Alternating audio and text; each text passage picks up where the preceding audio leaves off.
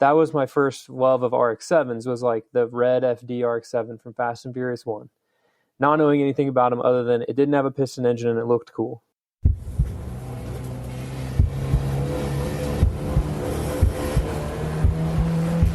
Green flag. Welcome to the Blind Apex Podcast, where amateur club racers tune in to get faster.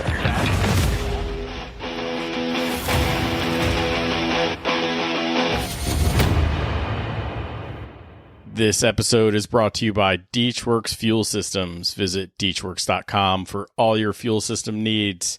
I blame this episode on the C5 is the new Miata I had with Luke McGrew, because it really sent me down a rabbit hole. I started looking at all sorts of stuff, but I had even contacted my guest before then, and it sort of led me back his direction, and now we hooked up to talk about it. Anyway, I think I found a cheaper way to replace an NA/NB Miata and probably have more fun doing it.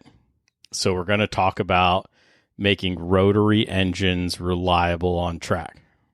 Joining me, somebody I consider the king of trash to treasure. He resurrected his pole barn into a shop, and now he added a new command center. I consider him a part sadist, part influencer, and now part carpenter. He's got Doritos everywhere, YouTube star, Mr. Rad himself. Eric, welcome to the podcast, sir. Hi there. Thanks for having me. Yeah, man. So you and I met at a private track day, I guess is the best way to explain it. Yeah. The Gears and Gasoline kids, and what was the other group that was out there? They were all shooting video together. It was like a driving line with Nitto tire or something like that. I don't know. I got a hat and a t-shirt, and I wear the hat more than the t-shirt around the shop because it's black and doesn't get dirty. But Right. It was a super rad day. I think I was there because I helped Ben with the RX-8. So I did Ben's R3 RX-8 engine rebuild, the porting, and all of that stuff. And that was just like a function of some Rotary people who were like, hey, this guy needs an engine. You should do it for him. And we kind of connected. And then at that track day, they kind of invited me out. And I know you and I, we were talking some aero stuff. I was working on a splitter for my little red RX-7, and it was cool to hear. I think you had some experience with the wind tunnel and other things like that. And I was real interested in that. Yeah, I just gotten back from the wind tunnel. I was there helping my buddy in his red Civic, Adam. He's also known as my track spouse around the house here. I guess it makes my wife jealous. I don't know. But helping him dial in his temps and his alignment and things like that. His pressures were way off. He was always going out under pressured. So, through this podcast and talking to people, I developed a process and it works pretty fast. So I was able to help him out, and that was good. So it was Awesome. good to meet everybody there, and it was great to run into you. So, and here we are. Look at us, I don't know, months and months later now. Was it at least 6 months, I feel like. I mean, it's like winter. That was last year when it was hot outside. Right. And I think you had sent me a message about coming on. But in Instagram, there's like multiple different places where messages go. And yours didn't go into the place that I always check. So I had saw a post or something from you. And I was like, hey, I think that guy does a podcast. Let me just see if, reach out and see what he's doing. And then I've clicked on your thing and I was like, hey, do you want to be on my podcast 4 months ago? I was like, I apologize for not getting back to you in time, but sure. Yeah. So the irony is a little bit that Grassroots Motorsports, Tom, don't hate me for this, but the day of our recording, they released an article basically the same. So I haven't read it, but I'm interested to read it post conversation and see how different we are here. But that's all I remember is it was hot outside and now it's cold outside. Yep. But I also, the event was kind of crazy, right? I got a bunch of video, set up a bunch of stuff. It was good to hang out with everybody. I'm not surprised that my messages go into the spam folder. Like, I don't know. You get I the don't only things I I don't think see it in the was the spam. spam folder. It's like there's a primary and a general or whatever, and Oh, I think it okay. was in the general versus the primary because I followed you, like we were following each other. But I don't know. It wasn't in message requests. I don't look at message requests. That's a pit of death. Oh, It's like okay. there's just stuff over there. It was just in like I don't know. There's multiple different inboxes. It's weird. I don't know if I can turn that off, but it makes it pretty complicated on my Yeah, but side for don't turn it off because then the request stuff might go away and all that yeah. spam will definitely get Yeah, I don't need all of that. All right, so I have a question because to me you really are a sadist. The all the videos I've watched from you, I don't want to say it's a nightmare. I want to say you provide prudent warnings to people. Mm-hmm. Hey, if it's been rebuilt before, you're likely not going to get to rebuild it again, right? It's got like the original and a one rebuild kind of thing, right? Yep. This is foreign to me because I race Hondas. Mm-hmm. But how did you get into the rotary engines themselves?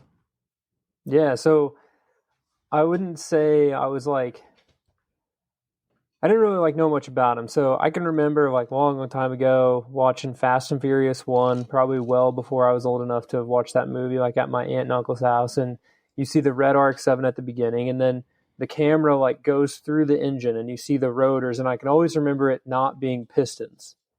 Right. Mm-hmm. So then that was my first love of RX-7s was like the red FD RX-7 from Fast and Furious 1. Not knowing anything about them other than it didn't have a piston engine and it looked cool. Right. So then, I mean, like, that might be the only part of the movie that was accurate. yeah, like, but it's so cool that scene's Right. never been in any other movie, like that to that detail, right?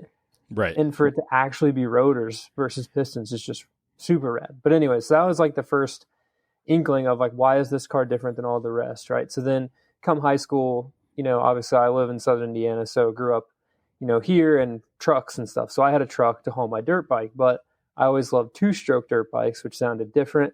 And then when Travis Pastrana started racing rally, when you research old rally cars, the RX-7 always sounded different, right? Mm-hmm. So the old RX-7s, that's how I figured out the old ones, right? It was like dirt bikes, Travis Pastrana, rally to Rod Millen.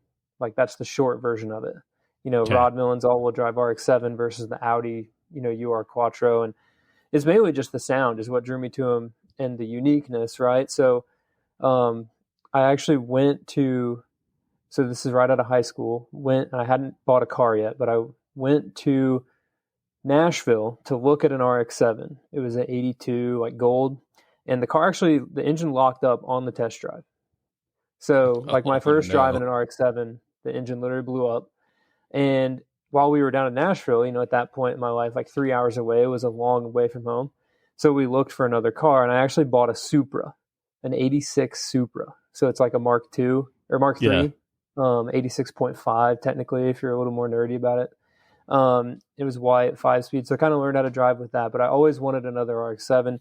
Ended up finding one semi-locally for like $1,500, and that was my silver 1980 RX-7 that we called the Mouse. And that started the like tinkering and learning. My Supra blew a head gasket, put a different engine in it, sold that. Didn't have a Supra anymore after that. But it was a cool car. I'll probably own another one. But so the silver RX-7 was ultimately my first tinker, and it was a running car when I bought it. Just a good old 12A Holley carburetor. I daily drove it for like a year, all in college in the winter. It was a good car. Just learning how to work around a carburetor in 20-degree weather and getting the choke to work right and those stuff. So it was a good start. But that car ultimately was really rusty. And from there, like when you get into the rotary world, at least that would have been 10 years ago. So 2014 is when I bought that car, 2015. Yeah. At that point, those cars were so cheap.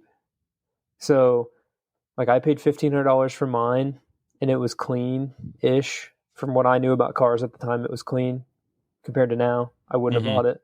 But once I was into rotaries and meeting people at car shows, everybody had somebody or everybody knew someone that had one, right? So then I started being able to like meet people and buy cars for really cheap, and I just started buying them.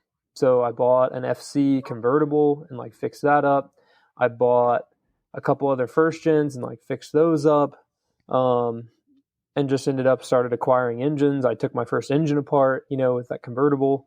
And then from there I met my buddy Charles, who largely taught me everything I know about rotaries down in Tennessee, literally out of Cars and Coffee. Like I drove in there in my RX-7 and he had a rotary truck, which was the coolest thing, on the planet to me at that point. Like they made a rotary engine pickup truck. I need to know what this is. I need to, be friends with these people, right? Like the Step Brothers things, like you have a rotary car, I have a rotary car, instant best friends. Right. So that's kind of how I got into it. And then from there, it was like, I was always a tinkerer and fixing stuff. So it was at Charles's house. He showed me how to rebuild an engine, and then learning about porting and making a little money and spending it on car parts, and that evolved into the YouTube channel. And there's 4 RX-8s and 15 RX-7s and 20 rotary engines in my shop. Yeah. So, okay. There goes the question on how many do you have? Yeah. Yeah. Well, I always answer that question with, if I could make it run and drive, like with a reasonable amount of effort, and I have a title for it, those are the only cars I count. So like I have 4 or 5 of them that don't have titles and are rusty and just parts cars. Mm-hmm. So like, my 15 number is actually closer to 20 if you count all the shells. Right. But like the 15 is like respectable. I have titles for them. They could be made a car, that kind of thing. They're not too rusty. Maybe. Yeah. I mean, like if you stood in the floor and it wasn't sitting in the dirt already, you would be supported by the floor. Okay. Kind of cars, right? All right. Do they not make cinder blocks where you're from? Oh, they do, but just like some of them aren't worth it. I usually just take the wheels off the car and put them under the car so it sits up out of the ground. That's fair. Those like 13-inch wheels, you kind of know you can't get tires for 13-inch wheels, so they're kind of useless. Yeah, for sure. We tried to get tires for 15-inch all-terrain Jeep tires locally here. Yeah. And they were like, yeah, they don't make those anymore. I'm like, so you're telling me all the Cherokees and all the TJ Rangers and Wranglers and all the CJs and all that stuff, you're not making tires for those anymore? They're like, well, they do, but we have to order them. Like, really? So This is how old I am.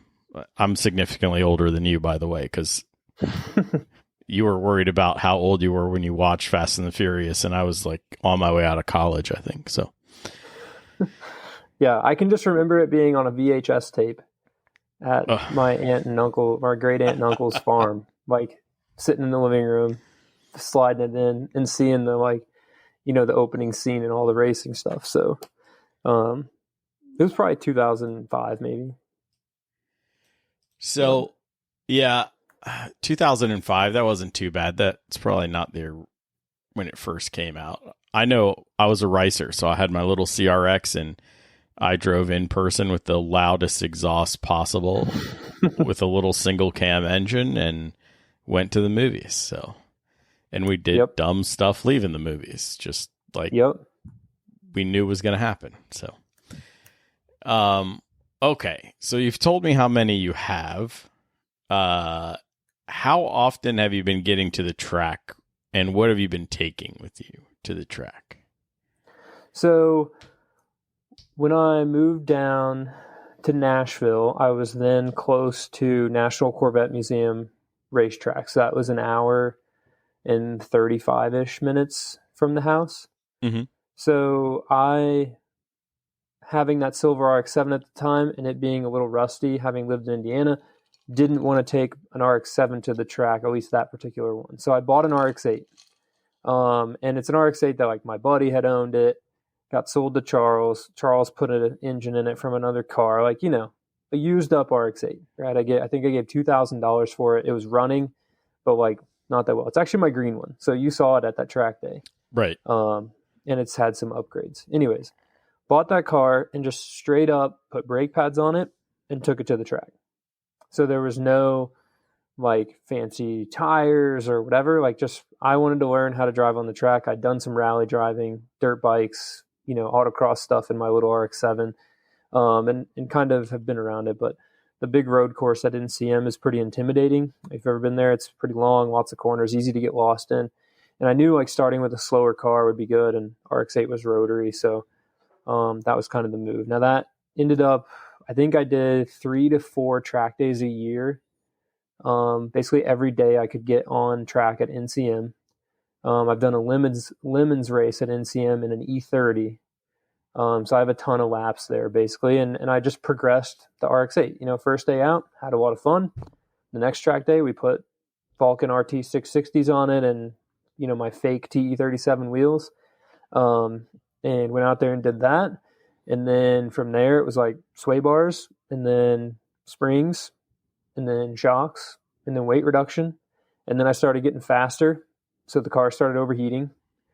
And then it was pull the whole front bumper off and build all the ducting in the front, put a, different water pump pulley on it to keep the cavitation down, just from them spinning the RPM and the water pump's efficiency range just don't get along on the racetrack. And little things like that. And then that turned into like, I probably have 15 track days under my belt in that RX-8. And it's been, I've spun it out, been off track, board slided a rumble strip. Like I was treating it as a throwaway car, like it was cheap enough. If I wadded it up, I'll buy another one and just pop my engine in it. So, and I think early on in the 3 track days in, I was having a misfire at high RPM and my engine that was in the car was down on compression on one rotor, but not the other. So it would like start and run fine, but I'd get flashing check engine lights on the back straight. Right. So I grabbed another junkyard engine and just swapped them. So that's what's still in the car to this day. The same engine has been in there probably since track day number 3, of an unknown miles engine I got from some kid that was revving his car and the clutch blew up and it broke the rear iron. And like, I just put 3 bell housing bolts in it and shoved it in my car. So that's like the track experience for me. We go to the Tail of the Dragon every year also. So I do a lot of like, we'll say spirited driving as well. Yeah. So, if you don't think it's covered in this podcast, we're still early on, but, Rad Potential on YouTube, you document a whole bunch of stuff, especially with the green car and now the yellow RX-8. So, and that's sort of what I wanted to talk about. Maybe we can talk about rotaries in general, but I've seen ridiculously cheap RX-8s out there. Yep. And I know some of them are worth throwing away and not buying. Oh, yeah. And some of them are worth purchasing. I know you have a video on that because and you even went over a whole bunch that were used and like what the description was. And you're like, if it says this, stay away from that. If it says that, it's probably good to go. So you've helped me immensely. Also, my wife didn't poo-poo the idea of me buying an RX-8 off the break. So I'm just going to keep looking till she's like, hell no. So, so let's talk RX-8, but does it apply? I don't know about these things. I don't know about these Doritos. Yeah. So I guess like a thing I'll add before we go to the RX-8 stuff is like now I have a turbo first generation RX-7 for the track, which I've learned a lot more stuff in addition to what I learned at the RX-8 level. So a lot of the things will apply to rotary engines in general that we'll talk about specifically for RX-8s, right? So going back to just specifically RX-8s, I think personally the RX-8 is the most slept on car out there, like straight up. Like I have friends that break more FRS, FA20 engines or whatever they call it than my other friends blow up RX-8 engines. Yep. I think the RX-8 is like, people are so afraid of it. But literally, you've watched some of my videos. Like I have no mechanical sympathy for RX-8s. Like the yellow car got a turbo put on a stock engine on a stock tune and ripped around the yard and it didn't blow up.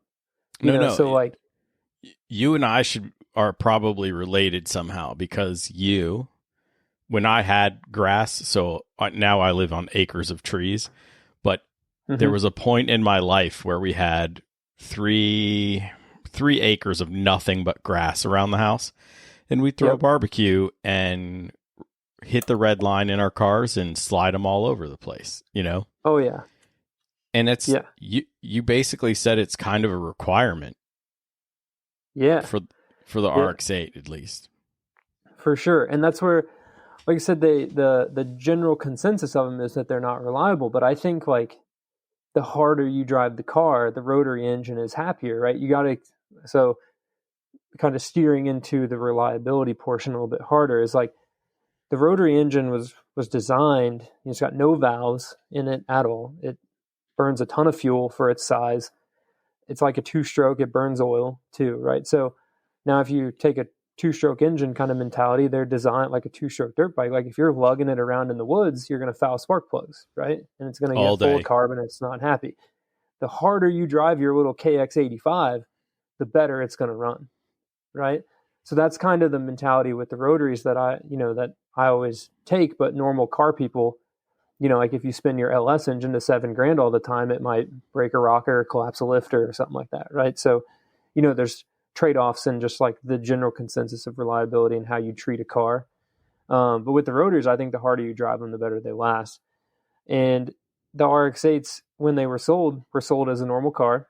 So like your mom, anyone would buy it. The automatic car, you drive it around town. Nobody ever zings them out and gets the EGTs, your engine exhaust hot enough to burn the carbon. And then that carbon buildup, like a rotary, is just not really well set up to like deal with carbon buildup, with a colder combustion chamber temperature, and the seals are all spring loaded and they get stuck, so that's kind of the bad rap about them, that like they got. But to me, it's like you can buy one for a couple grand now, whether you put the rotary in it or not. You can rebuild or drive the rotary until it blows up, and they'll run. People think that compression numbers are everything.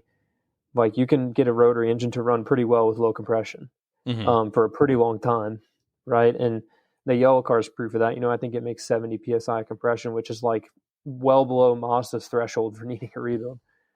But the car itself, like forget the rotary engine, the RX-8 itself is just such an amazing car. And the car itself is super reliable. The brakes work good. The control arms are strong. Like, it's just a very well-built chassis. Like, I'd have never replaced a window regulator in an RX-8. Like, how many of my BMW friends have put window regulators in an E46? All of them. Get them. So, like, would you pick what stuff you want to deal with, right? Yeah. So, yeah, I don't know. That's kind of my short stint on the rotary reliability thing. Now, like, if you want all the specific dirty details about those, like I've got videos going over just about everything, which we can talk about that stuff on here too. But I've really like generally set out with the channel to prove that like, hey, everyone's sleeping on these cars and you can have a ton of fun. Here's an example of me having a ton of fun with a $2,000 RX-8 for 5.5 years, Yeah. And you have, that's the yellow one, right? Or the green one?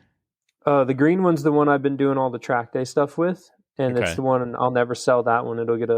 I've got a different engine and some stuff for it to upgrade. And then the yellow one was one that I bought for $300, not running, but a reasonably clean car. Yellow is an 04 only color, so it's kind of cool. You don't see a lot of them.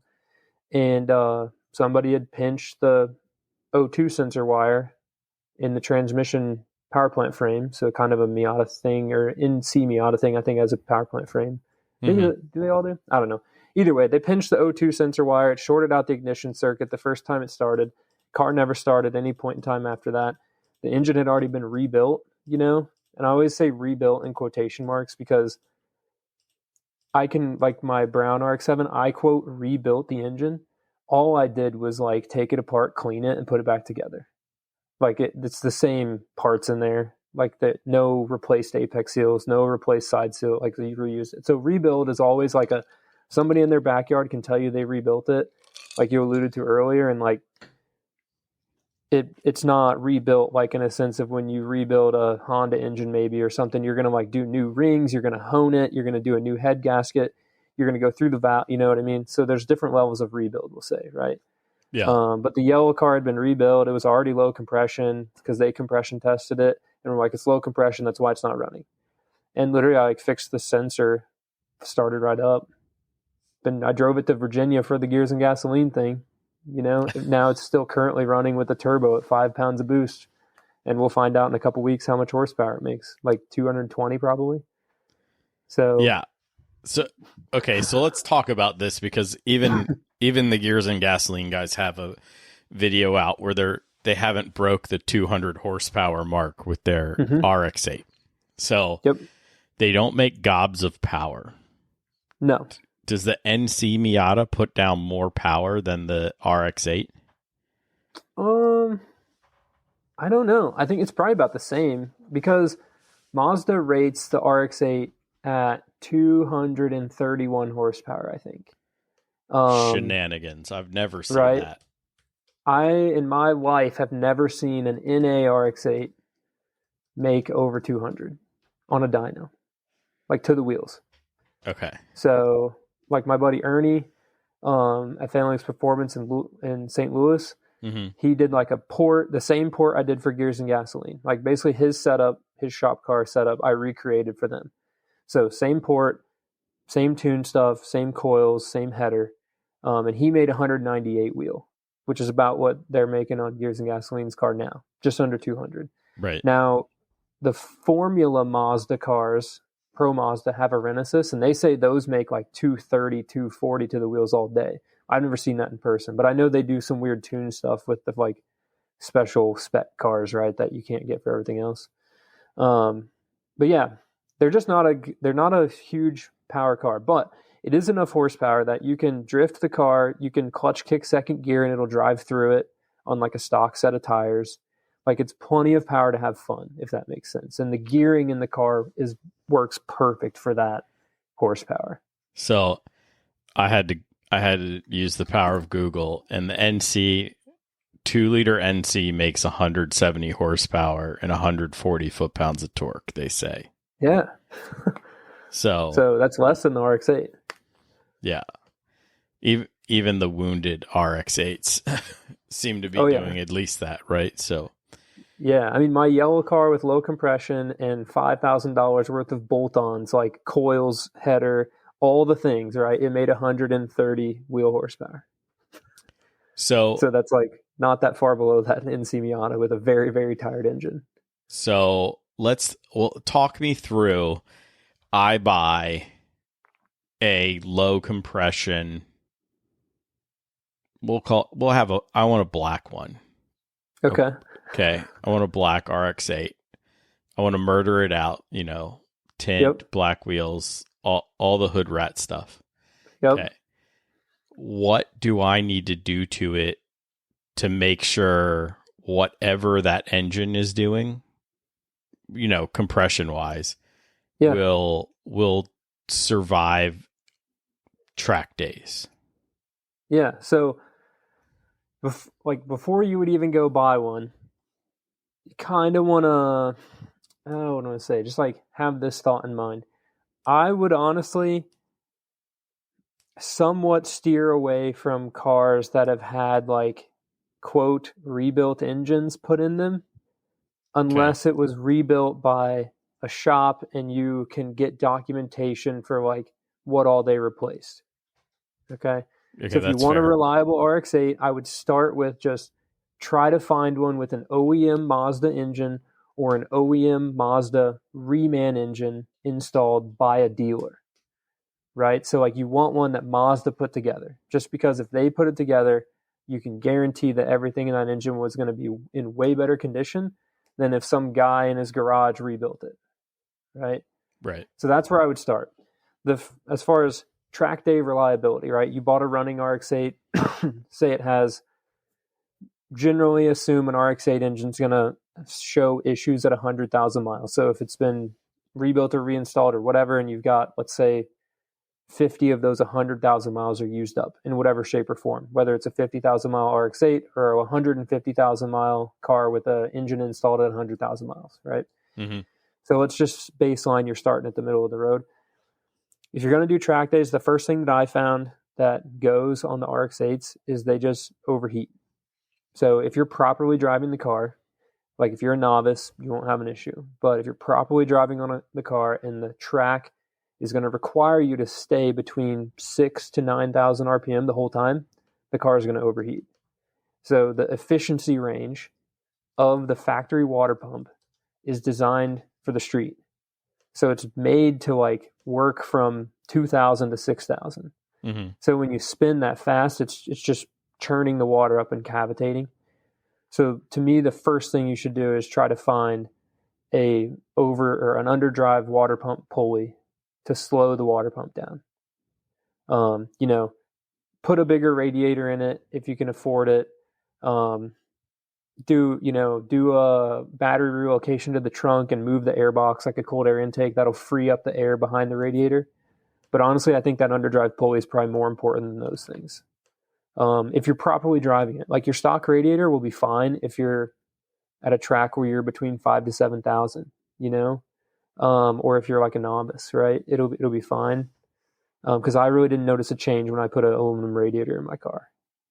So, but that's where I would start. That's the biggest thing. The second biggest thing is just like run good oil and change it often. You have to run a conventional oil because of the oil metering pump, so it injects oil from the engine into the combustion chambers.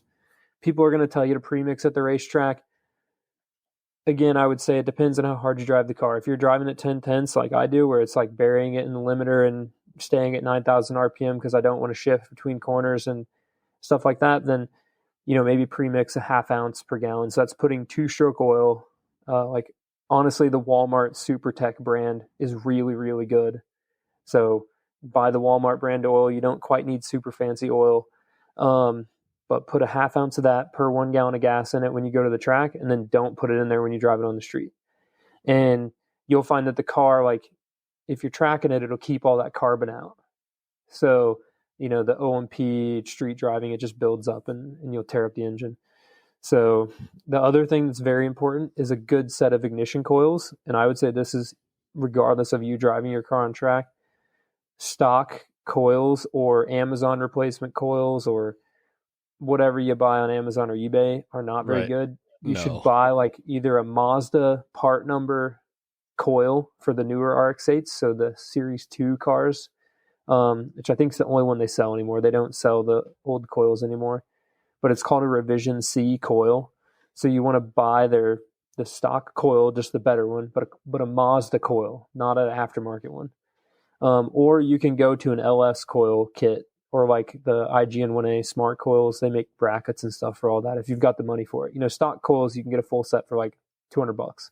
Those LS kits are like $300, $400, $500, depending on how much money BHR makes a good one. There's a lot of different ones, but coils and underdrive pulley, take it out with the stock exhaust or hammer the catalytic converter out of if you want to see flames, and like you'll have a blast, and it'll be plenty reliable. The harder you drive it, like I said, the happier those cars are. Yeah, they're not the only car that lives that life, right? So they often say that the old air-cooled 911s needed to have the carbon blown out of them. You can't just Sunday drive them all the time. You have to use them in anger a little bit. So, yep. All right. Okay. So, what of that applies to like the 13B, the RX-7 stuff? I would say all of it. So the special thing about the RX-8 is, and I guess for a 13B and an RX-7, you can kind of do it in a different order for this reason I'll get to right now, is the RX-8's special thing is it has the side exit or like multi-side port exhaust, okay, which inherently coops the engine up for peak power, which is why they don't make the jam that older engines do. But there's there's 3 exhaust ports on the RX-8. They're in the irons versus in the housings. It's like without a picture, it's kind of hard to show. But if you know a little bit about rotaries, you'll understand. And that side exit exhaust allows them to make the apex seal really small, and that allows the engine, because of that apex seal being small and light, they can spin to a higher RPM. So an older 13B at 9,000, 9,500 RPM, the apex seal will start to bounce because it has to be so heavy to like go over the exhaust port. So anyways, the RPM thing with water pumps isn't quite the big of a deal with the older RX-7s. You can kind of keep a stock water pump and a stock pulley. Like I have one on my RX-7, and with the turbo, I'm running out of efficiency at 7,500. So I'm not really revving it to 9,000 like the RX-8s do. As far as everything else, oil, you still want to run a good quality conventional oil. I like the VR1 2050, a heavier weight oil, because oil temps do get hot. If you have like FDs have a package where there's only one oil cooler, you'll want 2 oil coolers. So an R1 double oil cooler setup. The FCs have a really good oil cooler, and the first gens, there was like some weird 81 to 82 where they had like a water to oil cooler like built into the block. They call it a beehive. It's good for the street, but on track it's not really the most ideal. So keeping the oil cool is important for all of them. The RX-8s don't really have issues with it, but the older RX-7s, if you have those, the single oil cooler or the beehive thing, you might have issues on the track. And then just, I took my silver RX-7 to a drift event and drifted it around with a handbrake and all that with a Bridgeport 12A that made like 210 horsepower with a stock radiator and a clutch fan. So like they don't really, the cooling on them is pretty over-engineered for most of those. The FCs have a giant radiator. The FDs, they have a pretty good setup. I think people really just go to aluminum ones in the FDs because the plastic cracks apart. Yeah, general rotary reliability at the track, stout ignition, manage temps in whichever section you're at, and just keep it strung out. And good oil. Yeah. Yeah, and the main thing with the oil is like we talked about before, the carbon buildup is what's going to kill those RX-8 engines and RX-7 engines on the street, right? Get all that carbon in there, your apex seal gets stuck, or the carbon causes it to get stuck and break. So running like a synthetic oil and then injecting that into the engine, the combustion chamber, it doesn't burn well. So then you get the extra carbon. So when you run a conventional oil, that's a quality, not O'Reilly parts store oil, right? Like a quality brand oil, you'll be able to see that it'll burn cleaner when you have to inject it. Same thing with the two-stroke. Like, I apologize. The two-stroke oil, like the Mazda or the Walmart stuff's really good, but some of that middle ground. All right, there we go. I think I'm muted for that one. Had to cough. Some of that middle ground oil, like if you're running E85 and you mix in a Walmart oil and it gels up, right? Like the premix can be weird. So make sure that whatever your oil stuff is, it's burning clean. You'll see it on the plugs, like black plugs.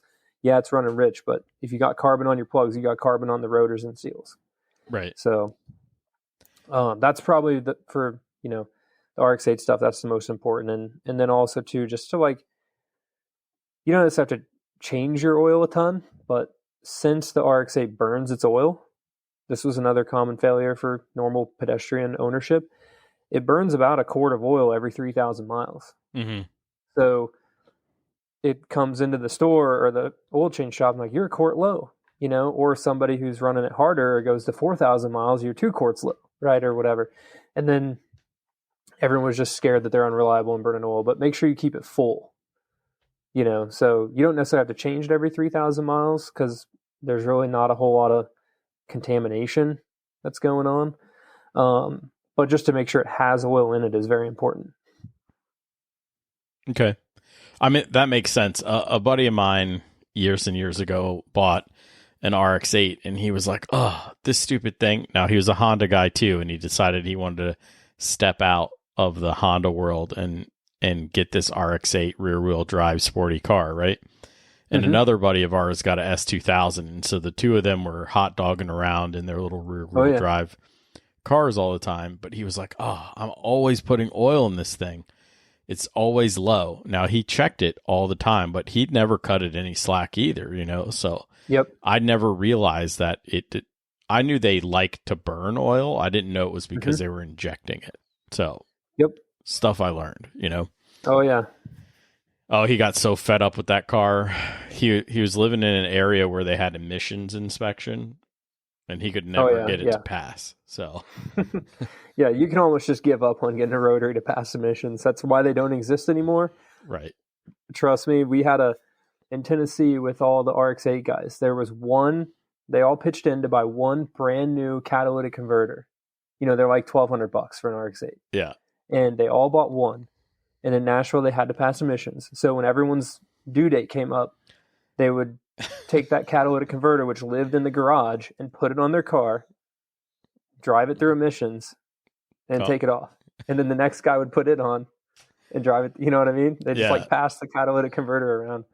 And then it came to that we didn't need to pass emissions anymore. And I kind of found some tune stuff. I could disable the O2 sensor checks, and we could get all cars to pass emissions after that. But that's a different story for a different day. But yeah, no Rotary car will pass emissions. It's just that's part of it. I just can't believe they were hot. Well, they're not hot swapping it, obviously, but they're swapping catalytic converters just to try to pass. That's a wild story. Yeah, I mean, like it's on an RX-8, 3 bolts on the front, 2 in the back. You can do it with one side of the car jacked up pretty easily, and there's one O2 sensor, and it just lived in that catalytic converter never stayed in a car except to go through emissions, basically. Nice. So they'd put it in and take it out, put the the deleted open resonator pipe back in or whatever you needed to. What I think you called it at one of the videos, you called it a modified high flow catalytic converter. Yeah. That was my way of saying I took a chisel and hammered out all the stuff that's in there and then put it back on. For sure. So, yeah. The EPA doesn't listen to this podcast anyway. It's okay. We're in a safe space. So yeah, and I mean the other thing too is to note, and honestly, this might be add to the reliability thing is with all that carbon buildup, catalytic converters on rotaries can get clogged, and it does cause some weird stuff. So I mean, I would say most people, the first thing they're going to do is put an exhaust on their car, or it probably already has one on it. But I would definitely add to that list of things to do before you go to the track, or just things to do before you own an RX-8. If you don't have to pass emissions, hammer the catalytic converter out, or put a mid pipe in there that doesn't have one. Yeah, it with the temperatures that we see on track, exhaust temperatures on track, almost no car, or the brand new ones, they're okay for a little bit, but if you got a 20-year-old car, that catalytic converter is going to clog, melt into a ball. It's going to do all sorts of weird stuff on you with those exhaust temperatures running full boogie the whole time. So, and it's pretty normal to see, especially a turbo rotary, but even NA stuff like ripping on the track, that header's going to be glowing. While you're up there ripping. So like the EGT, like when the header has to make that sharp turn right by the engine, like it's going to be properly hot. Okay. So if you're ripping on it, that's good to know.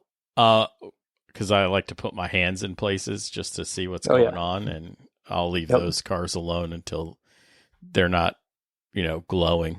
But yeah, I mean, you'll be able to change the plugs because a rotary engine has a, if you look at it cross-sectionally, the combustion and flames only happen in the bottom of it.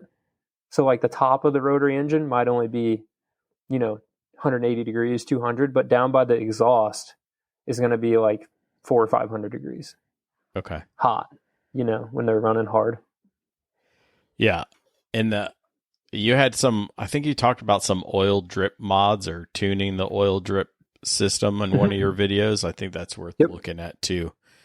If you're going to get into this game. Yeah, so there's plenty of, I think, like Mazda Edit Versatuner, Cobb, different ways to tune an RX-8. It's really only kind of applicable to the RX-8s.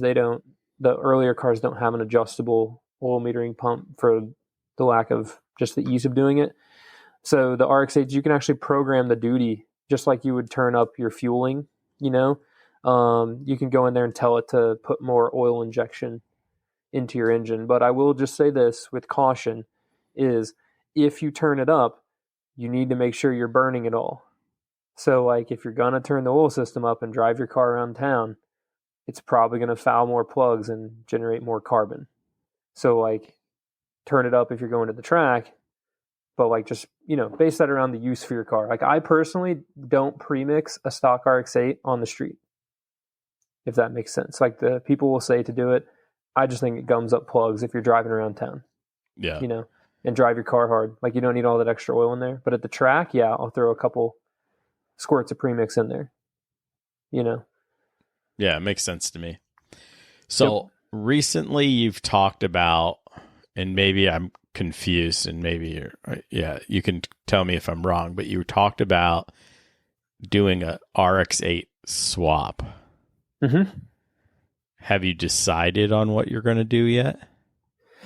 Yeah. So actually, I kind of want to build two cars.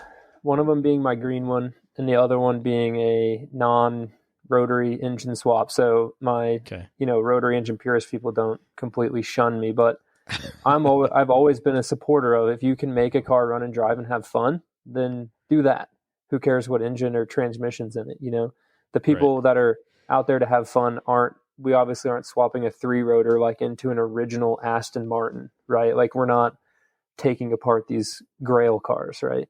That I would think could be original. Anyways, the RX-8s are just, like we talked about earlier, such a good chassis and such a good car that... and at a good price. Yeah. And talking swaps, I've priced 3 different ones, we'll say, right? And like priced down to what I think I can actually realistically get it done for. And what I'm talking about is a drivable street car. So not a race car. Like this is something you could let your wife, girlfriend, partner, whoever drive it, and it would turnkey start and operate like a normal car. So that's the level of swap that I'm talking, not like are we keeping I swapped AC? my RX-8 and put a digital dash in it and there's no HVAC or, you know what I mean? Okay. Like race cars, you can do it way cheaper. But generally speaking, any swap is going to cost you probably $10,000 to $12,000, including the car. So like if you want to do a K swap, probably about 10 grand, an LS swap, about 10 grand.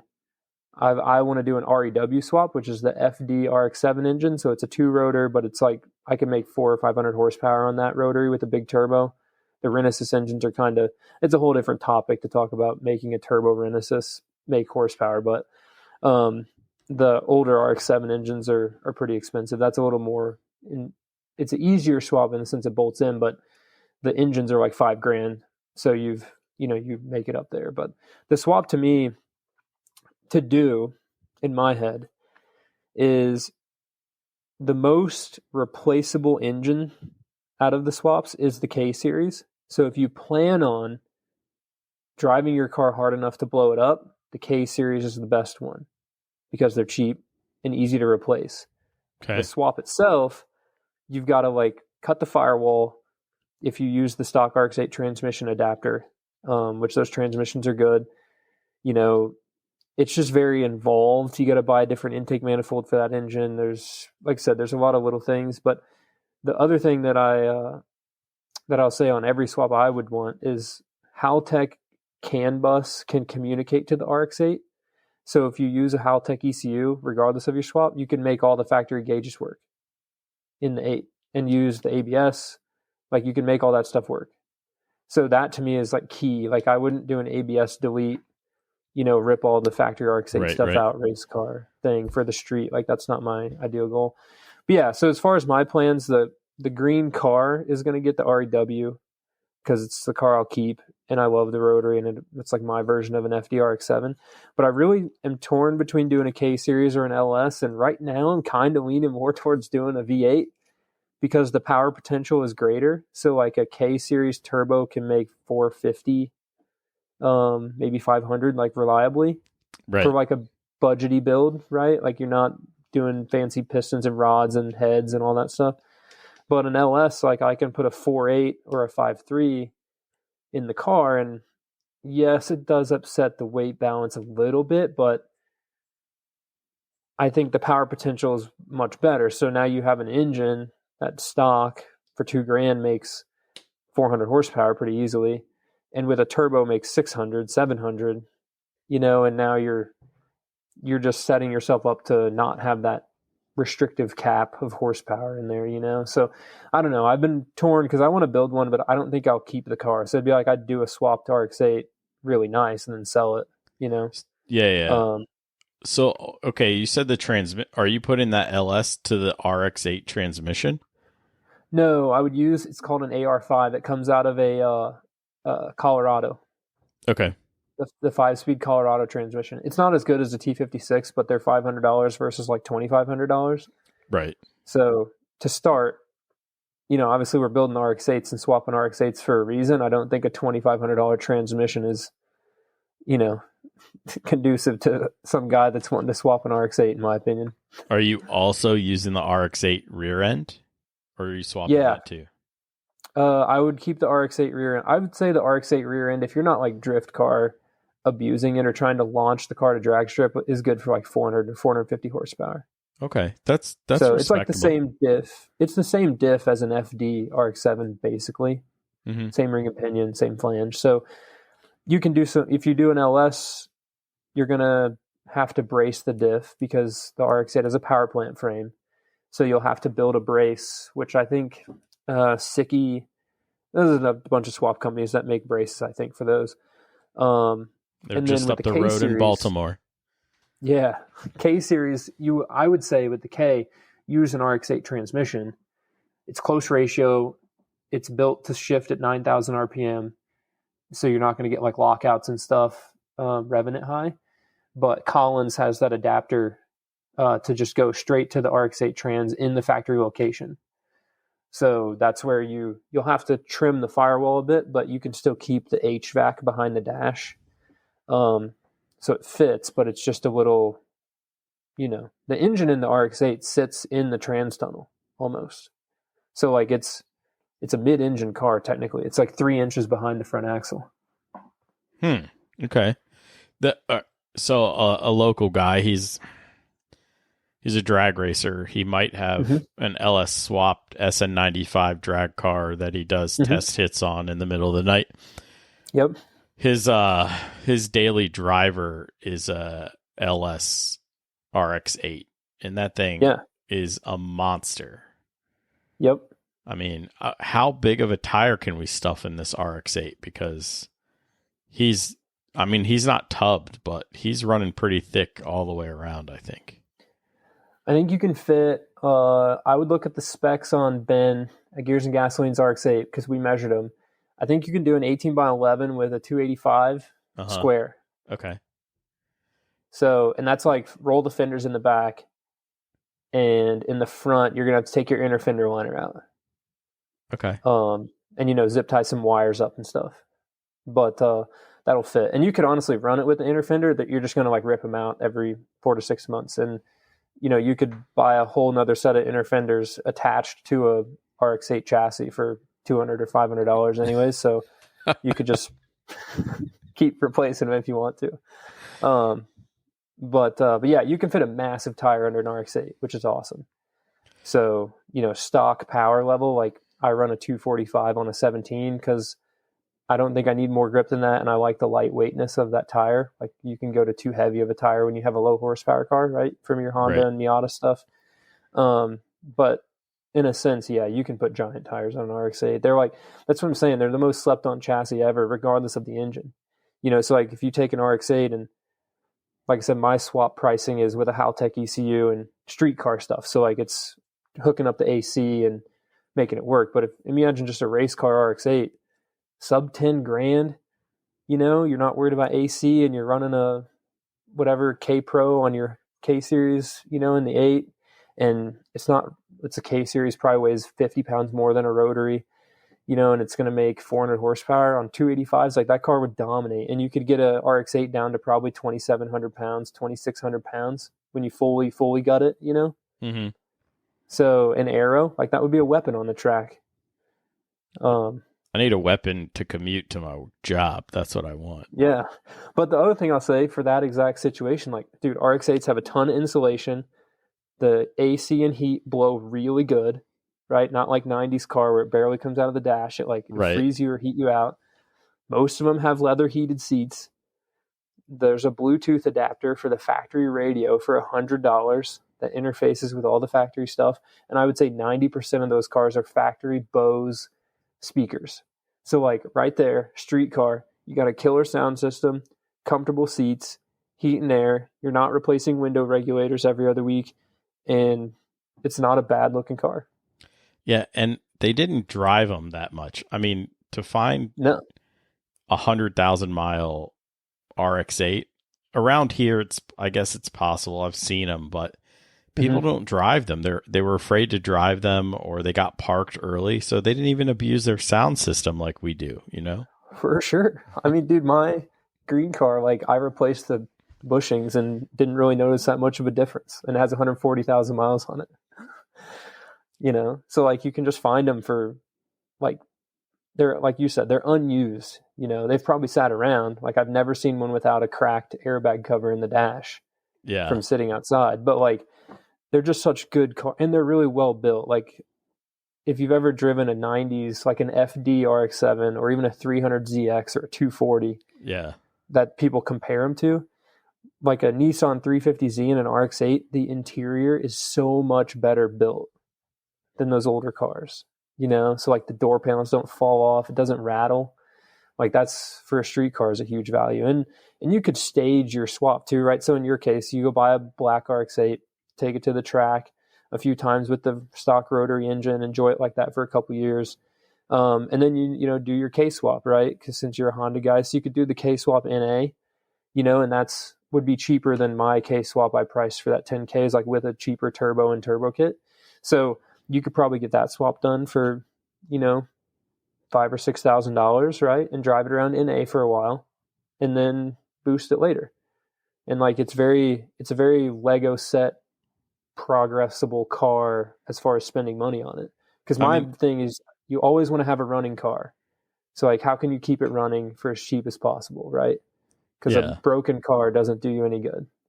So I mean, I have a 230 horsepower K20 downstairs in the garage. Just well, I mean, it is in the race car, but that can be replaced too. You know, like even the 2-liter makes more power. Yep. So yeah, and I think that. Have you ever driven an RX-8? No, never. Okay, yeah, you'll have to drive one. The best part about them, in my opinion, and if you do K series, you'll keep it, is the transmission and the gearing. Okay. So it's like it's got a 444 final drive in the back, right? Okay. Which is really like low, and then low for, you know, the gearing low, right? And then the transmission is a 5th gear 1-to-1 close ratio.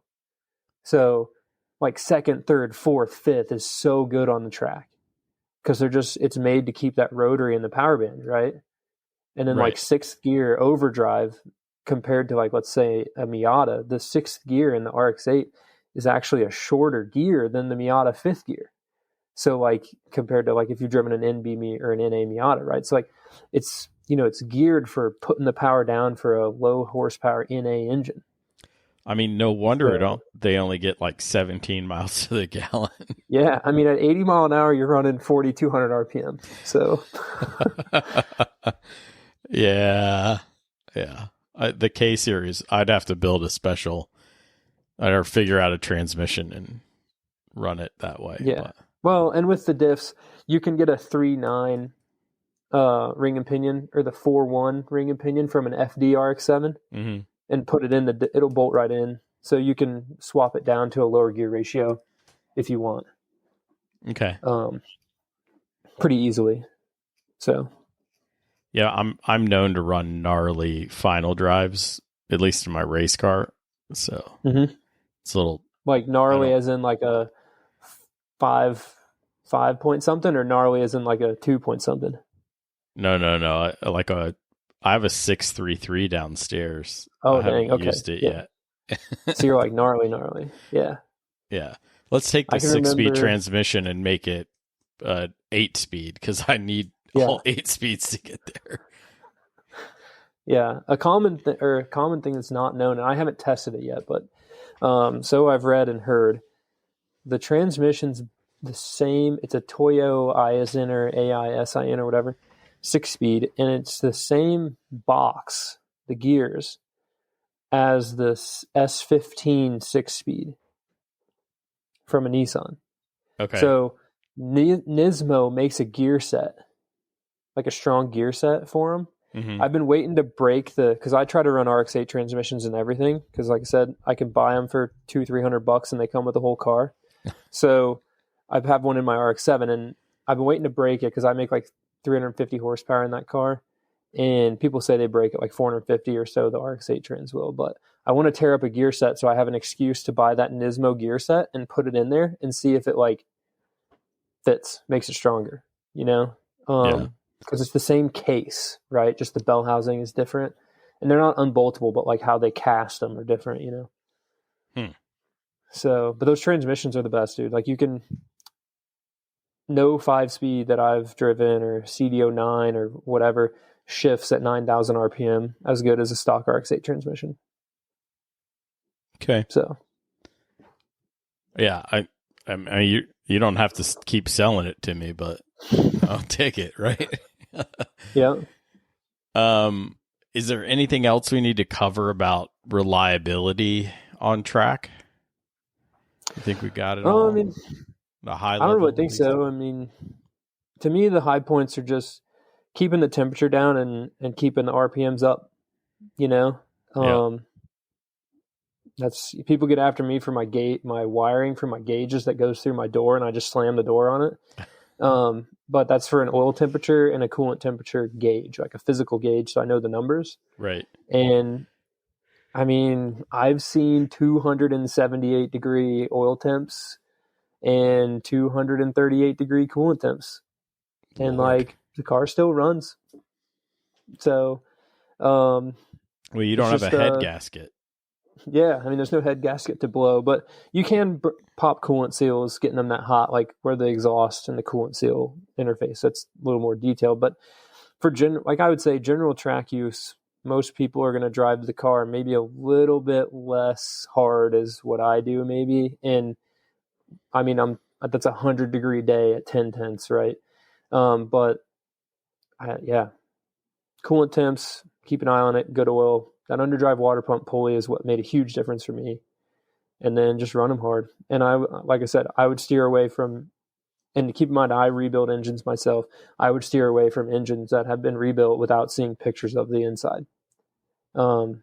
Because you can really cheaply quote rebuild an engine, and it's not going to last as long as, you know, a factory Mazda engine will say goes 100K miles. If it's been rebuilt once, it's barely going to go 50K or 60K miles. Yeah, apparently a case of brake clean will rebuild a rotary, huh? Oh, yeah, definitely. Brake clean and evapor rust. Just clean it out. All right, before we wrap up, I have a segment for 2025. And so Okay. you don't race per se, but you do go on track. So we call them racer excuses. It's like, why weren't you fast today? So what's your favorite racer excuse that you've heard? For me, it's always my catch can was full on my turbo car because I built a very crappy engine, and it has a lot of blow-by. It makes decent compression, but it has a lot of blow-by, and I'll fill my catch can up. So I have to come off like an NCM every 4 laps or 5 laps. It's kind of annoying. That's been my most recent racer excuse. Maybe you need a bigger catch can. Dude, I have a giant one. It's just in a drain back and everything. Trust me, I've been trying to battle this. So that's what I would say. It's been my most recent one, is why I don't put down a fast lap time every once in a while. But with the RX-8, it was always it was getting too hot. I had to do a sight lap for 235 degree coolant temps. So, all right, yeah. It sounds like rotary problems for your racer excuses, but okay. Yeah, I mean, I could just say it's the rotary, but I don't know. I generally try not to make make dumb excuses. I just take responsibility for that. But the other thing is like, I don't know.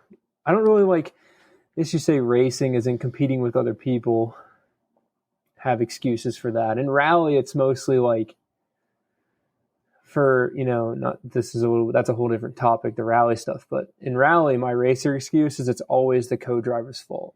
That one's more funny because he told me to, right? So like if we went off the road, he said that was where I needed to go, and that's where we go. I'm just the dumb driver that does what the co-driver says, right? His so that's instructions the better racer excuse, right? Yeah, absolutely. That's a great one, actually, for the rally kids. So yeah, it's like the co-driver said. He said left 3, and well, it was a 2. All right, so, Eric, where can everybody find you on the internets and such? Yeah, so the YouTube channel is called Rad Potential. If you look up Mr. Rad, you'll probably find it, or Rad Rotary.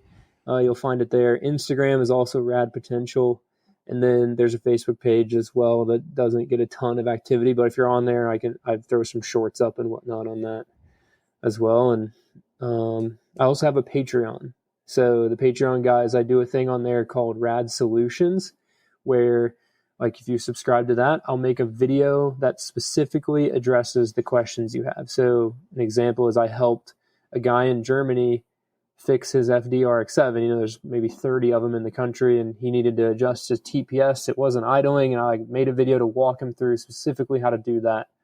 And he was able to get his car running by himself for effectively the price of 1 month of the membership, right? Which is huge because the shop was going to charge you 10x that before they can get on it. Oh, easily, so, especially in Germany when nobody has that car. Exactly. Yeah. So that's generally where you can find me, and anybody podcast stuff here and whatever. So yeah, you'll definitely know there'll be signs in your Patreon when I buy an RX-8. Yeah. So.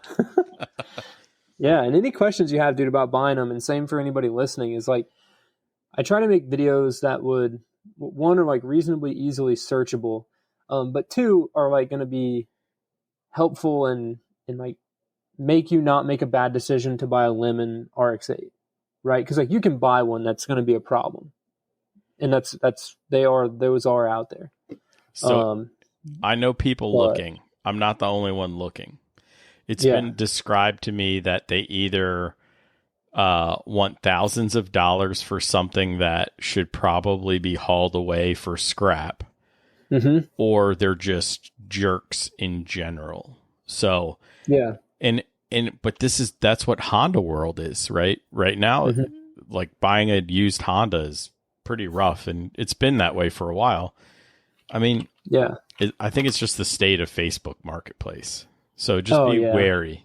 Get your education. Visit Eric's, YouTube channel. There's tons to learn on the Rotary there, especially the RX-8 stuff.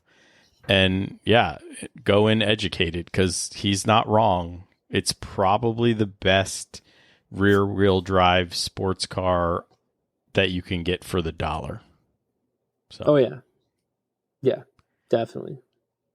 And the last thing I would say might be unveiling a little secret. RX-8s sell for really cheap on Bring a Trailer, so you can find a really, really nice one for sub 10 grand too. So, like I tried to buy one, but it went a little higher than I wanted to spend. But there was a sub 30,000 mile one that sold for like 9 grand, and I was like, if it sells for 7, I'm buying it. So it's still a really good car at that price, right? Like for a 25,000 mile car, like that's a good car for 8 grand. But I mean, was it the second gen? No, it was like a 2005 6-speed car or something, like a base model with cloth interior, which different opinion, whatever. I like cloth better than leather, but I mean, it wasn't like the most desirable car. Like, it's not a collector car, right? Like a R3 or something special, but another topic I know we've already ended is like rebuilding a rotary engine is expensive and swapping an RX-8 is expensive. So why not just buy a perfectly off the showroom floor mint one for the same price? Is another option, right? Oh yeah, absolutely. I just, Anyway, we could go down another rabbit hole. So, oh yeah, for sure. Thanks for coming on, man. I hope I get to see you at some track soon. I can't believe you drove from Nashville all the way up to Summit Point, but yeah. Dude, it was worth it. It was so much fun. Yeah, absolutely. Thanks for coming on, man. Awesome. Thank you very much. Have a good night. Until next time, keep working on yourself, keep working on the car, and let's get faster.